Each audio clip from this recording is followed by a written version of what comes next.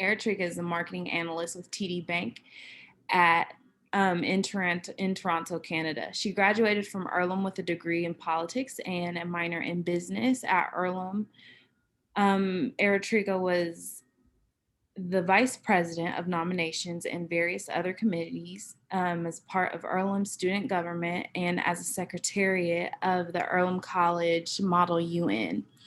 In the past, Aaratrika worked for public affairs firms in Washington, D.C. as a digital marketing analyst, where she worked on political campaigns in 2016, as well as managed public relations for large pharmaceutical firms in Canada. She assisted with business development and organizational management of government institutions, credit counseling, Niagara. Did I say that right? Yeah. Okay. Home for All Task Force, Niagara, in St. Catharines, Ontario. Boys and Girls Club of Southern Ontario as well, while she was completing her MBA. That's a lot. Yeah, it is. She currently holds an MBA from Canada's Goodman School of Business at Brock University. When she is not working, she enjoys reading, binge watching Netflix series, and going on hikes. Welcome again. Thank you so much. You've been so busy since graduation. Yeah, when you put it like that, now I realize how busy I've been. Yes. um, so let's just jump into it. What shows are you currently getting into right now on Netflix and other streaming services? Yeah, so interestingly, actually, I started watching New Amsterdam about a couple of days back. A friend told me, like, I'm not really into the Grey's Anatomy kind of shows, but Mm-hmm. that really caught my attention, and it's really well done. I really recommend other people to watch as well. I think it's fun in a way. It's kind of comical, but also has some real life issues, Mm-hmm. and takes public healthcare to a very different level. Kind of also lets you see the challenges that exist with it, right? Yeah. So I really enjoy that show. So that's what I'm watching currently. I finished Riverdale last week. Yeah, and actually they're releasing episodes every Thursday now. So Really? yeah, they're bringing in new episodes every Thursday. So that Okay. as well. So I watched that. Um, Before all this, I was watching Prison Break, which I didn't finish. That's kind of on my to-do list after I finish New Amsterdam. So yeah. Okay. Okay. Yeah. I kind of got into Riverdale when I lived overseas and kind of fell off, so I'm gonna have to check that out again. Yeah. So, um, you worked in PR. Mhm. Um, to you, does good PR exist without social media anymore? It's challenging because social media is such an important part of all our lives now, right? Right. And it's not just individual lives that are affected by it. It's also corporations. Like a lot of big news is actually communicated to the public using social media. So Right. it's a very integral part of any corporation. When I was working in DC for one of the firms, our clients used to be pharmaceutical clients in Canada, and a lot of their big releases of healthcare, even pricing for some of their products used to be communicated through social media. So I think it's difficult to exist without social media, especially if you're targeting a certain section of the population, right? Right. Like even baby boomers are kind of catching up to social media. So it's a very different experience not having your firm acquainted with that technology. However, having said that, I also feel there is a population that we often seem to forget, which is the older population that Right. are part of social media. I'm not going to say that they're not there, because I know grandmas and grandpas who are on Facebook and Instagram, and they do really well on it. But there are significant people in that generation who are still not as social media friendly as the other generations are. So maybe if your target population is them, it's possible to exist without social media. So it really depends. Okay. Hmm. Yeah. Um, it's weird because it's like even now, if you were to try to get off of social media and trying to get connected from social media, everything is there now. Yeah. There's a demand to constantly have a presence on social media, even at an individual level. So I can only imagine from a more corporate level as well. For Uh, sure. It's very, very difficult communicating your news if you are not present on social media. Definitely. so, what have you found is the key to good marketing and content? I think it is catchy words, unfortunately. As much as I would like to say it's elsewhere, I think it's catchy content and catchy words. Pictures, sometimes videos do the trick too. I know, especially our generation, we don't like to read too much. Mhm. If something goes on for pages, we will drop it. Huh. So it's better, like everyone's busy. People just want to get a sweet snapshot of things just to understand the gist of what's going on, right? So I think something that's catchy, maybe a video of a minute or less, right? That's good content. Something that catches your attention in words or picture. Like a picture speaks thousand words too, right? Like a Right. picture can really capture your attention. So that's, I think, what I mean by good content. Do you think that that need to get your point across in the first minute or so is going to become shorter and shorter and shorter? I think so because there's just so much out there in terms of information. There is only so much time that I don't know how much time you guys spend on scrolling through Instagram, but like when I'm not doing proper work, I do. Like I'm just mindlessly scrolling. There is no need for me to, right? But Mm, I'm just like scrolling. And the amount of time I spend on each scroll, it's probably less than a minute, and if that is not catching my attention, then that's bad content. I'm not going to engage with it. But mm. if the picture is able to catch my attention within that less than a minute time, then that's it. Like they get my attention, there's engagement, you get your point across. So I agree with you. I think it's getting lesser and lesser as we move forward. Yeah. I also want to say to all of the students who may be listening, this is a good point for your resumes and your CVs because no one's spending that much time. So you have to make sure you're getting your point across as soon as possible and pointing to that relevant information and content, even though it's not a social media post or anything like that. I think the same rule for the shortened attention span still stands across mediums. Oh, for sure. Absolutely. I think that's a very important point, and that's great that you bring it up. Actually, as part of my MBA, we were supposed to do an internship within our program. I worked in the HR department of the same bank I'm working in currently. Hmm. My internship was actually working extensively with resumes and hiring in general, Hmm. and they use a software first of all to screen through descriptive words that's in your resume, Hmm. and that is a machine that's doing the work. It's not even a human being that's reading it.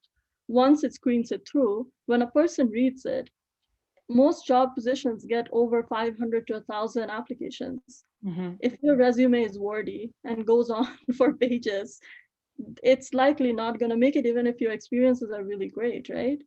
So Right. I think you hit the point very correctly when you say it has to be short, sweet, and giving the message out clear as soon as it can through the I know you can't put pictures in your resume, unfortunately. I mean, unless you're in like those cool production kind of job positions. But like most other positions would not typically let you add an image. Mm. But there are many innovative ways that now people are coming up with doing resumes too. So Right. yeah, it's very important. I agree. I usually tell students for those, traditional resumes, the less graphics, the better, because with that short attention span, you're taking their eyes away from, those important bullet points that are telling Yeah, everything that you did because they're so caught up in your images, they're not going to want to read the bullet points. Thank you so much for reaffirming yeah, that. absolutely. That is 100% true. So detour alert. We're already there. We're going off the path that I had currently tried to set, but so in working with those resumes, which ones did you find you were throwing out?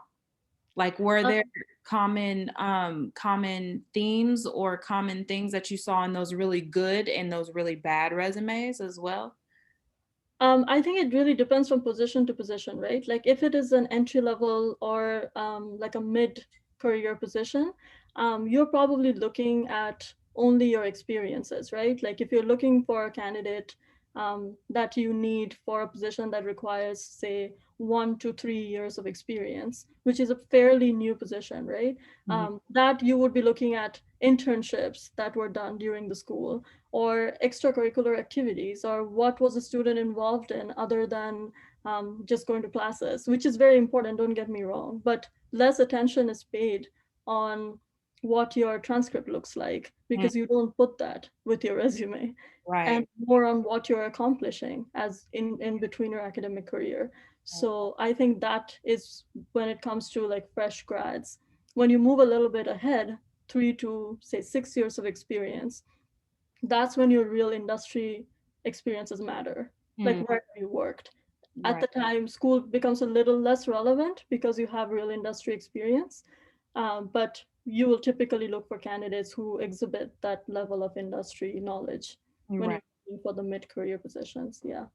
Okay. So say there is a student who, I don't know, I don't Mhm. spend too much time on resumes, but it's not, I know students get tired of hearing the spiel from the career coach. So coming from someone else, they may be more, they may be more willing to listen because you've actually been on the other side of Mhm. selecting candidates. So, say a student didn't have as many extracurriculars, could they then take the projects that they worked on in class where they actually got to demonstrate that industry knowledge, but wasn't necessarily in a typical work setting? Could they take that and present that in their resume as a way to effectively demonstrate their industry knowledge? Oh, absolutely. Yeah, I mean, like projects that are part of your courses are equally as important as internship. Mhm. Internship is just basically you getting your hands dirty with the work, right? Like that's the experience. Right, Whereas projects are equally the same. It's just it's within classroom instead of going outside. It right, in right. terms of difference, it's not really much. So yeah, if you didn't have the opportunity or you chose otherwise, like you wanted to do in class projects more than resumes and more than internships, then yeah, I mean that works equally well, but you'll have to list them well because Yes, yes. to you, you know what you did, but the other person has no clue. Right. So you have to make sure that what you learned from the project is equally exhibited to the person reading it. Shameless plug. Come see a career coach and I'll help Absolutely. you. Yep. Okay, back on topic, back on the subject. What role did digital marketing play in the 2016 election? Oh, huge, actually. There's a documentary on Netflix I advise everyone to watch. It actually said how digital marketing totally changed the elections. Mhm, With the whole email incident with Hillary coming out, as well as a lot of other things, the way the market was studied, mm, it was very uniquely manipulated. So I think it played a big role. I wasn't exactly involved with like the presidential campaign in itself, whereas I was working more with like candidates, mm, which was a little different from the presidential portion of it. But we were able to locate, like we can geomap literally anything using mhm. digital marketing. Like you What can. was that documentary called? I'm sorry to cut you off, but Hannah had a question. Sure. Oh, okay. I will let you know in a bit. Let me give you the exact name. Hold on.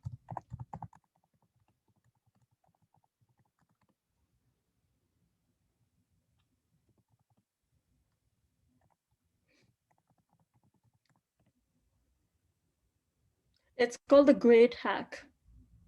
Mm, Hmm. okay. The grid Yeah. hack. Okay. Hmm. Just GRIDHACK. Great Hack. Yeah. The GI. great. Okay. Yeah. The Great Hack. You mind putting it in the chat? Yep.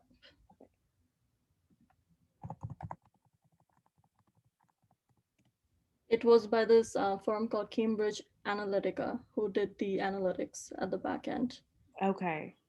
It's actually really scary. I mean, I don't I get know. freaked out on it, but it opens your eyes in terms of how much data that you share every day. Like every time you engage on a post, like going back to a social media question, right? Everything was gathered from information you had shared Yeah. online, basically. Um, I recently watched the Social dilemma. No, I'm scared to watch that one. That's pretty creepy too. Yeah, I'm scared to watch it. And it's really creepy because it's true and it's happening right now. But I watched the one with Edward Snowden. Not the actual documentary, but the movie remake of, the incident that happened with him, and it's all just really I'd rather not know, but now I do. Yeah, a Yeah. lot of people after watching Social Dilemma actually turned off their social media Yeah. because they thought that things were listening to you. And sometimes, like I have Google Home, it just responds to me without even me engaging with it, which is really Right. scary, which means that maybe it's Yes. hearing me. Yeah, Yes. I yeah, Siri turned off on all of my devices. yeah. So That's a good call. yeah. Anyway, I didn't mean for this to take a turn for the dark, but um so how do you see the role evolve this role in that digital marketing has been playing in politics? How do you see that evolving in the elections to come or the various political activities to come? I think it's very important. And when I was working in it in 2016, it was still very new because the entire idea of geopolitical mapping, it actually started, I think, a little bit later than 2011 or 2012, I believe, when digital marketing actually became a capability that people could leverage, right? So it was very new at the time still. I know 5 years down, but it was still very new. And moving on, like now we have so much data out there, it's just so easy to just understand a person's preference based on things you like, shopping that you do, kind of posts you engage with. And then, like if I'm a candidate and I'm trying to say attract candidates who are like voters who are in the demographics of 25 to 30 of say African American descent, right? Having like either single, married, or divorced, and they purchase, I don't know, like groceries every 2 days a week or something. And I want to target them with an ad that talks about a legislation about say shopping increase. It's so easy. I can just buy the data from Instagram or from Facebook and then just market you. Every time you open your app, you're going to see my ad pop up. You may not engage today, you may not engage tomorrow, you will engage one day. You will just be curious, right? Like, oh, why is this showing up all the time? And I have done that myself sometimes. Like I know this is how it works, but even I have fallen victim to it. Like there have been ads that just keep showing up and I don't have a way but just to engage with it, just to see, like what's going Right, on there. right. And that's how they get you. So I think it's going to be, if not the most important, a very important factor in elections to come. Yeah.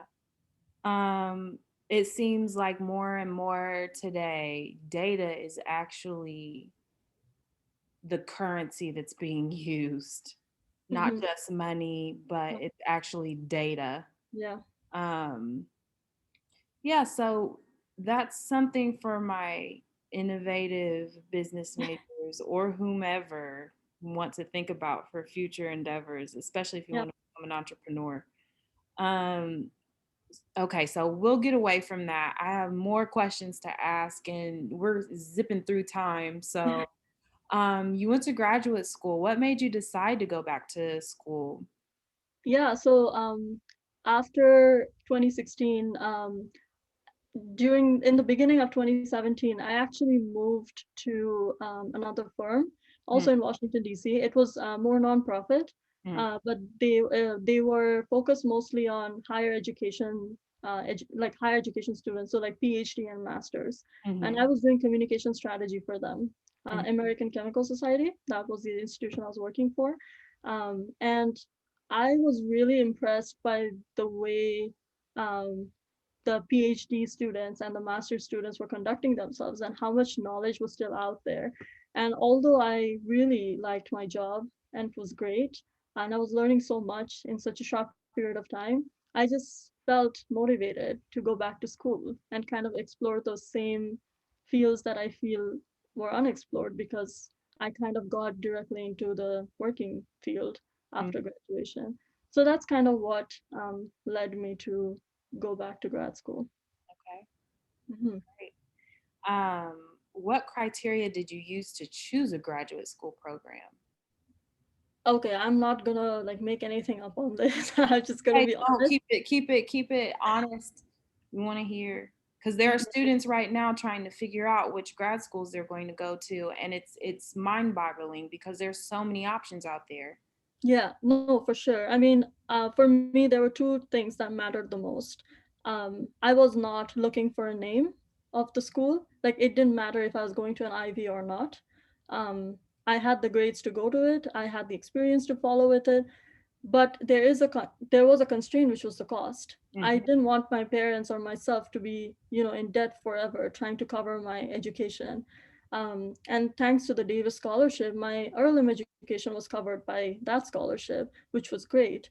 And you are not lucky enough to always get that opportunity over and over again. So for me, affordability was a big criteria when I was choosing my school, Yeah, which is why I kind of had to move away from the US because it is very expensive to pursue um, graduate studies, especially for international students, because we don't get the typical funding from the government either. And loans are not that many out there where we're eligible for. So it just became really expensive to go to grad school in the States, which right. is why I started looking at other countries. I did apply to grad schools in US as well.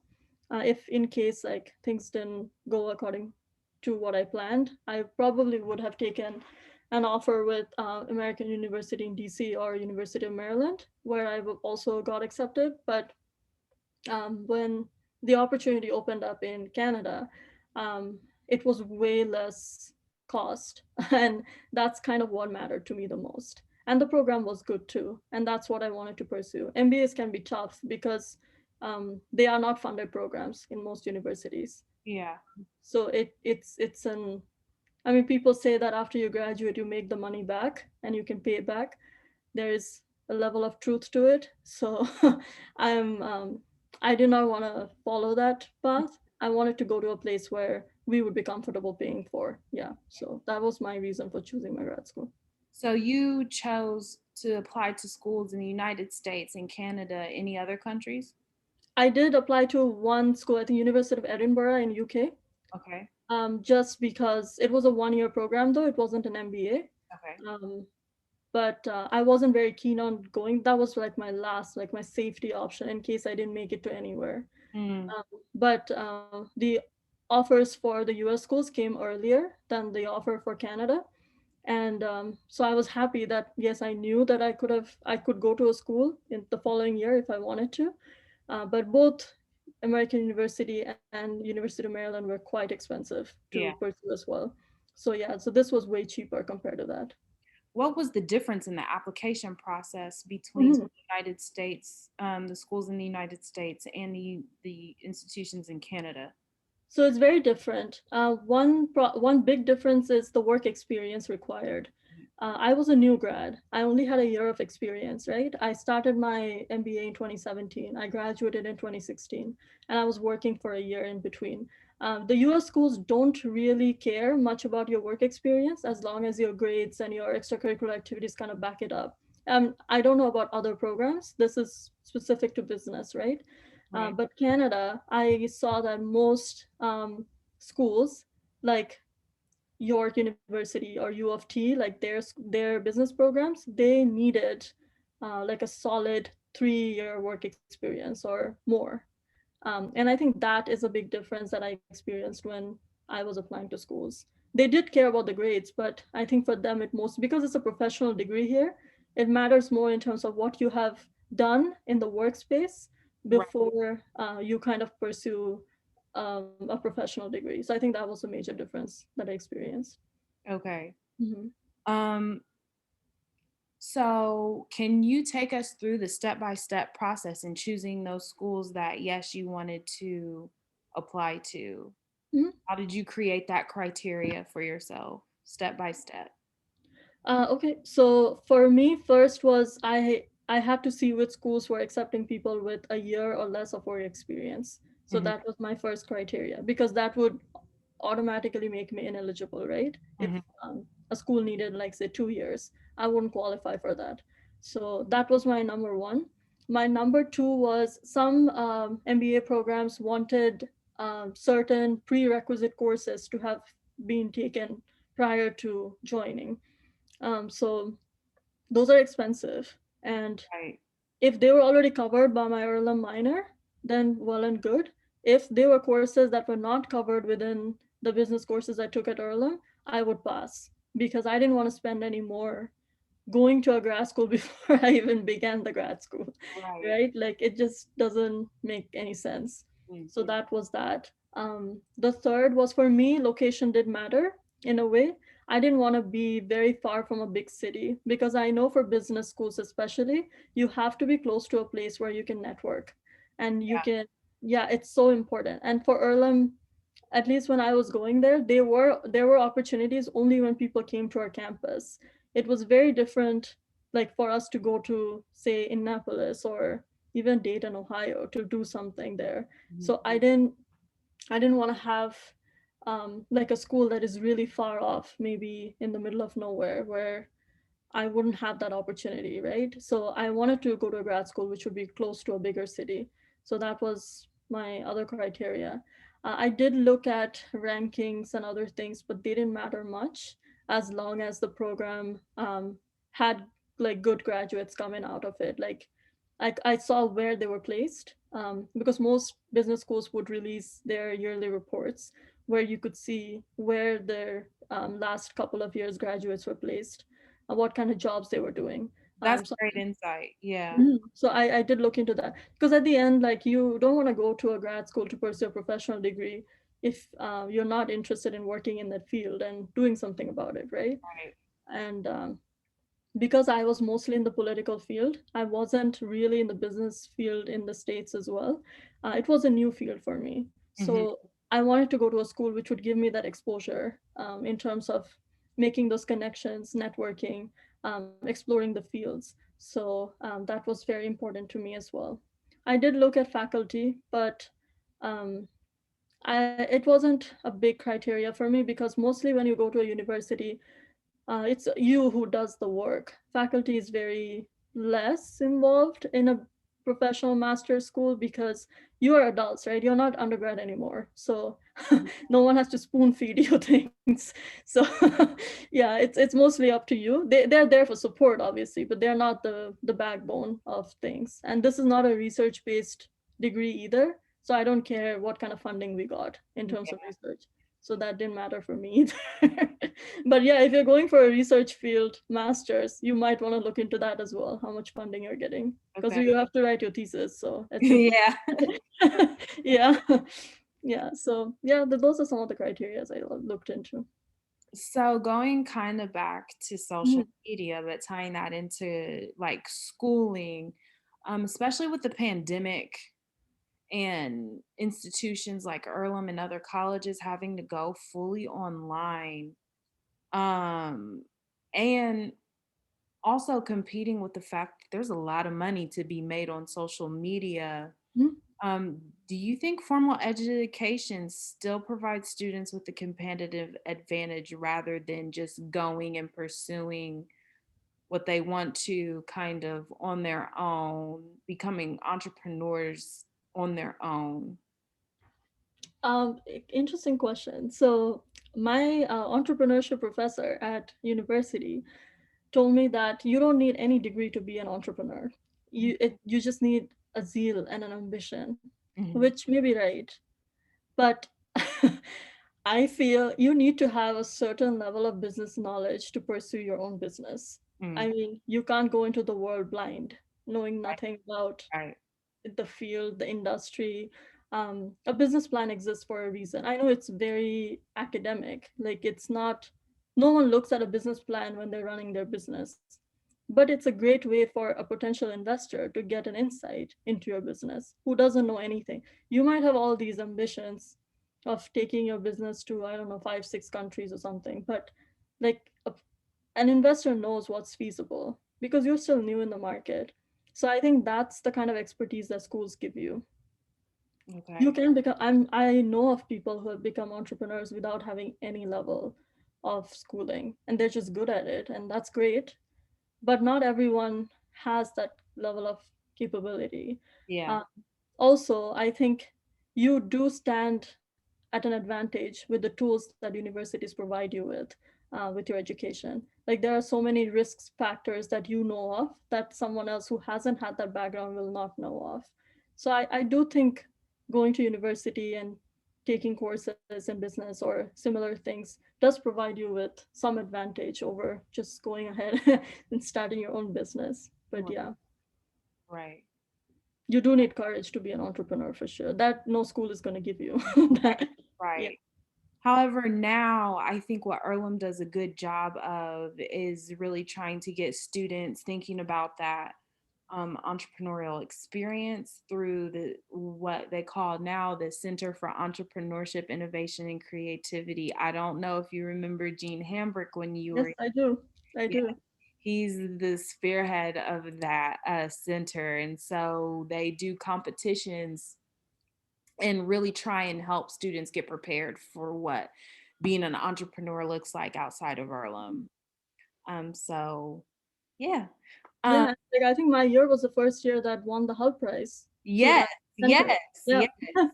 which is great. I mean, I'm still in touch with all of them. Both Wycliffe and Sony are really good friends with me, and it's great the way they have what they've done with their business. So Yes, yeah, it's yes. amazing. Great things come out of Earlham for sure. Hmm. So if you had to guess, what do you think institutions like Earlham should focus on to better market to younger generations? I think a couple of things. I think what I experienced at Earlham, which I haven't experienced in other universities. Like I went to a lot of fairs when I was looking for grad school, just to kind of get a feel of how the schools are like. And I missed one element that Earlham has and continues to have Hmm. is diversity. It's Yeah. it's very unique. I mean, you're not gonna meet 50 nationalities in any school. Like I'm being honest, like I haven't, at least in Canada, which is really diverse too, but that level of diversity I have not seen. So I think that's one of the factors that Earlham definitely should market on. Right. That's one thing. And second, unfortunately, when I was going to school there, these centers were not there. They were just coming up. They were just getting formed. And Yeah. I am kind of jealous of the people who are Me there now. too, right? Yeah. It's like, where were these facilities when I was going to school Right. there? Like, why? Why were they not there, right? What's really And gonna make you upset is, and it's oh, great, yes. Yeah. but what I really missed out on that the students have now is Epic Advantage. Have you heard of Epic Advantage? No, I haven't. What is that? So Epic Advantage, we were generously gifted with a fund that allows students a paid experience outside of Earlham. So that research, that internship, that Wow. certification program, yeah, students can find an experience on their own and then apply for up to $5,000 in funding. See, this is what I'm talking about. Right. I'm I so have done upset when unpaid I got internships. back to I'm gonna put it out there. My second year, I have done an unpaid internship. I didn't get paid a penny. I was living in Washington, D.C., poor and working.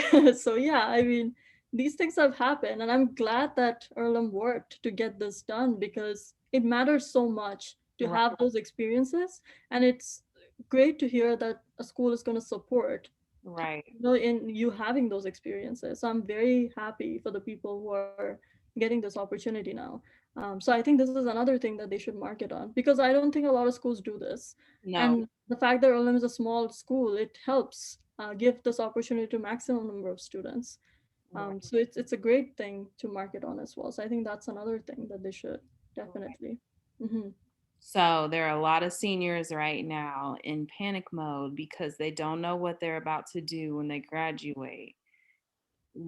Take us through how you found employment after graduation. I was in panic mode too. Yes, I'm not gonna lie. I didn't have a job lined up right after graduation, so I had not wasted a single year of my undergrad doing anything else in the summers other than work. Mhm, So I did that, and I had really great grades. I had everything, but I did not have a job upon graduation. So that was a real thing. And yes, it does create a lot of pressure on you because some of your peers do, right? mhm, Depending on which field they're in.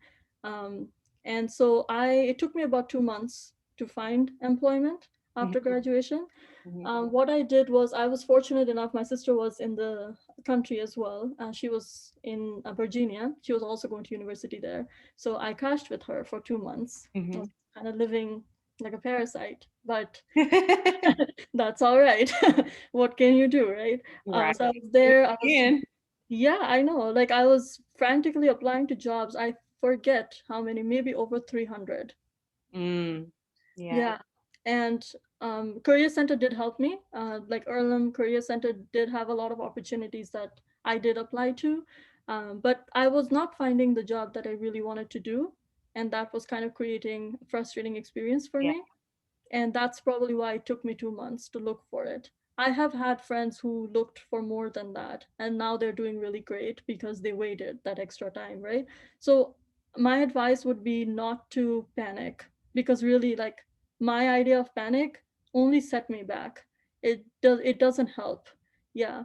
So I know it's really hard to like stay calm too because what are you gonna do after graduation? You have this degree with you, but then you kind of feel like you're not using it. Like that's how I was feeling. And that's a wrong thought, I feel, because I think good things take time to come and they just don't show up. So I kept applying, I didn't lose hope. And then I did get a couple of interviews. I had a choice between two different positions. So yeah, I mean, I decided based on the packages they were offering me. These all worked out pretty well for me. Another thing is, I did leverage the connections I had made during my internship. So I think that really played out for me So because that sometimes, networking was so important during oh yeah, internship. oh 100%. I don't think I would have had offers if I didn't have that networking in place. Mhm, And one of my managers that I worked with, I guess in my third year, so my junior year of college, really went ahead with my application as well. Like he was the one who kind of put the application on the hiring manager's desk and mhm. said, "Hey, I worked with her. I think she's great. I think you should go ahead and give her an interview." I'm only talking about interview here. And so I was so excited to get that call. I'm not gonna lie. It was like some sunshine in the middle of darkness. And I was like, wow, yay. So I was in Virginia at the time. I traveled to DC to actually interview for the position. And I was really happy, and the um, company was great too. And yeah, I did end up working for them for quite some time before I transitioned to the nonprofit. So it was great. I mean, once you start that one foot in the door situation, that's all you need. And once you get that, I think you just go ahead. Like there's no turning back at that point, unless you want to do something else with your career. Like I decided to go back to school. You might decide that way, but then that time is very less depending on how you try. Like I know friends who didn't want to do anything. They didn't want to work. They didn't want to go to grad school. They just wanted to take a year off. Yeah. That's But fine. that's completely okay. That's fine. Yeah. Like I wish sometimes I did that because now I have no time to do that. Yeah. Like it's just it's a missed opportunity. Like do it then because you don't know in future if you get that chance or not, right? So I would say take your time, decide what you really want to do before you feel panicked and just do something that you don't want to do. Yeah. So before I ask this next question, Mhm. Hannah, is there anything that you would like to ask? If not, that's fine. Um, I was actually wondering about, it seems like you're mostly using the business side of Mhm. your experience at Earlham. Do you see yourself going into politics again at any point? Um, I don't know actually. So I would say I was really enthusiastic in working in core politics when I graduated. Like that was the kind of jobs I was looking for. It's very hard to penetrate that field if you're not, like going to run for office, or if you don't have significant connections in that field. I all my internships were core politics. Like I worked on the Hill. I in my Philadelphia program, I actually worked with a councilwoman. So they were all like core politics. But when I tried to find a real job after graduation, it really didn't work that well for me. So I'm a little skeptical going into core politics again, just because I don't know what security is there, to be honest. But if there is an opportunity and I see it, I would take it because I genuinely love the politics more than the business. I'm not gonna lie. Like I would be fine pursuing a master's in politics, to be honest with you. It's just that step after graduation where I was looking for work and nothing solid came out of the political field that made me kind of transition more to the business side. Yeah. So short answer, I would love to go back to politics only if there's an opportunity for me. Yeah. So one more question. What Mhm. advice would you give younger students about making the most of their time at Earlham? I would say get involved in the clubs because I think that really it's a time you're not gonna get again. Hmm. Honestly, like there are such great clubs at Earlham. I'm sure there are more now than there used to be when I was a student there. Like so many new things have come up, and I'm sure you have more opportunities now than we did in 2016 and before, right? So I I would love my student government meetings. I mean, they used to be a little repetitive then because I had so many of them in a week.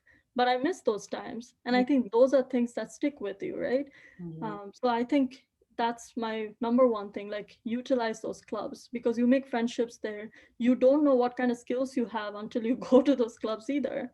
Like Right. my friends who went to Hult Prize and won it, they didn't know that they had that skill in them until they actually went for it, right?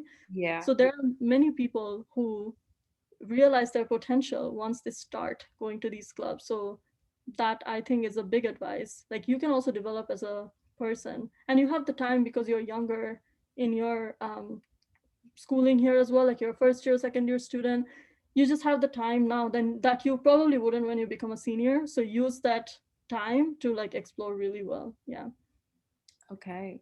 Mhm. Um, so I think we're gonna call it time. I think this was a great spilling the tea session. I loved the conversation we were able to have. So many gems and so much good content. So thank you, thank you, thank you so much, Aaratrika.